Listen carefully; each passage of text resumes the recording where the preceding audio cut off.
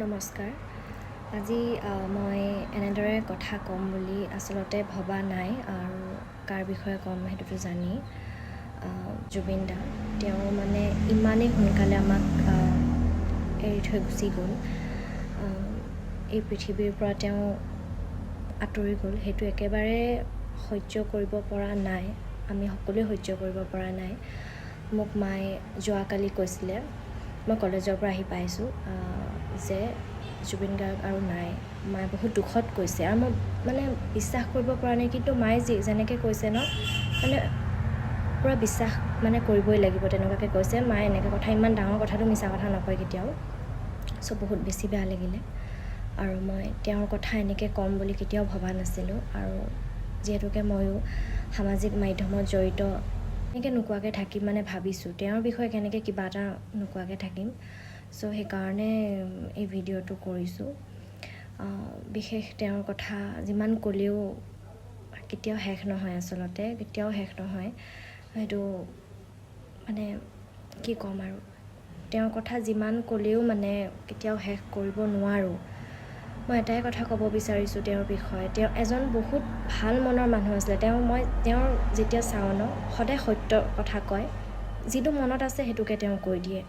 চ' বহুত বেছি ভাল পাওঁ তেওঁৰ গানটো, ক'বই নালাগে। মোৰ মায়ে তেওঁৰ গান নুশুনাকৈ নাথাকে। তেওঁৰ কথা যিমান ক'লেও তেওঁ ভাল ইমানেই আছে, ইমানেই তেওঁৰ ভাল গুণ আছে। তেওঁ সদায় সত্য কথা কয়, তেওঁ ভাল ইমানেই আছে মানে কেতিয়াও কৈ শেষ নহ'ব। মই এটাই কথা ক'ম, আমি যিদৰে ভূপেন্দ্ৰ সংগীত, ৰাভা সংগীত গাওঁ, সন্মানেৰে গাওঁ, তো আমি জুবিন দাৰ গীতো আগন্তুক দিনত সন্মানেৰে যাতে গাব পাৰোঁ, সন্মানেৰে গাওঁ।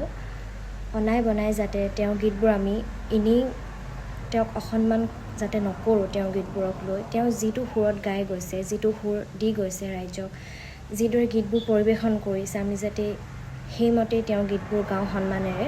সেইটোৱে কওঁ। কোনটো গীত গোৱা নাই, তেওঁ বেংগলীৰ পৰা আদি কৰি তেওঁ অসমীয়া, তেওঁ বিভিন্ন জনগোষ্ঠীৰ গীত গাইছে তেওঁ। চ' সেয়াই, বহুত বেছি বেয়া লাগিছে।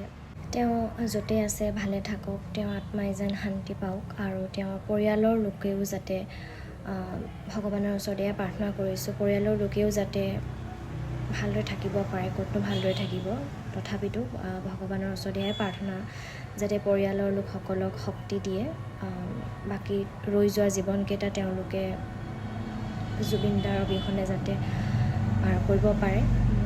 বাকী সেয়াই। তেতিয়াহ'লে মই যিহেতুকে সামাজিক মাধ্যমৰ লগত জড়িত হৈছোঁ, সেইকাৰণে মোৰ মন গ'ল, মই জুবিন দাৰ বিষয়ে নকৈ থাকিব নোৱাৰিলোঁ। তেওঁ ভাল বহুত আছে। চ' সেইখিনি মই বুলি নহয়, কোনো মানুহে কেতিয়াও আচলতে কৈ শেষ কৰিব নোৱাৰা। চ' যদি কিবা ভুল হ'ল তেতিয়াহ'লে ক্ষমা কৰিব, শুধৰাই দিব। আহিছোঁ, ধন্যবাদ।